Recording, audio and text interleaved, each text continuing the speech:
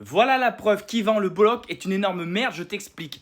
Quand par une belle soirée d'été, tu découvres que la vraie vie, c'est pas exactement comme un plateau de CNews gavé de racistes, merci au Breizou, du Trégor et d'ailleurs. Il a répondu à Éric Ténier. En fait, ce qui s'est passé, c'est qu'Éric Ténier, il est originaire d'un petit village de Bretagne, tu sais, journaliste du média Frontières et régulièrement sur le plateau de CNews.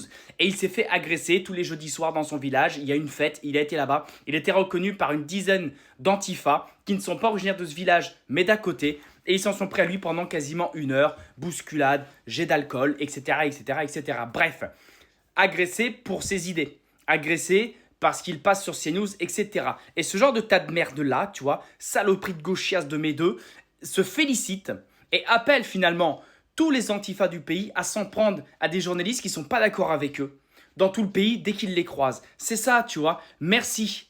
Merci, il a dit. Voilà. Eh ben, j'espère... Alors, comment dire? Non, j'espère pas. Je ne vais pas tomber aussi bas que ce mec-là. Il y a la droite et la gauche. Il va falloir commencer à comprendre que la violence, c'est la gauche.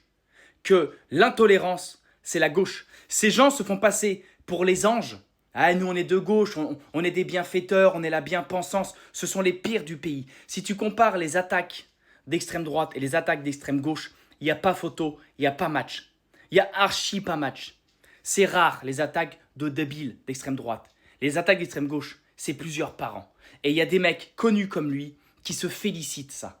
Là, donc Éric Ténier porte plainte contre Yvan Le Bolloc. Et il y a aussi Antoine Léaumont qui a réagi, qui a dit une citation en latin, en gros, dehors les fachos. En gros, c'est ça, tu vois. Donc on a même des responsables politiques qui ne condamnent pas l'attaque d'un journaliste. Et ça, c'est grave.